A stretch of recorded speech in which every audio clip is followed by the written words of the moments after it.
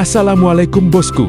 Salah satu masalah yang paling sering dialami peternak pemula itu ayam ngorok dan pilak. Biasanya awalnya cuma satu ekor, tapi kalau terlambat ditangani bisa menyebar ke ayam lain. Makanya banyak peternak panik kalau mulai dengar suara ngorok di kandang. Nah, di video ini saya mau sharing penyebab ayam ngorok dan cara penanganan dasar yang biasa dilakukan peternak di lapangan. Jadi simak sampai habis bosku. Ciri-ciri ayam ngorok. Nah, biasanya ayam yang mulai ngorok itu ada tanda-tandanya. Misalnya, nafas berbunyi sering diam, mata agak sayu, dan nafsu makan mulai turun. Kadang ada lendir di hidung. Kalau malam biasanya suara ngorok lebih jelas terdengar.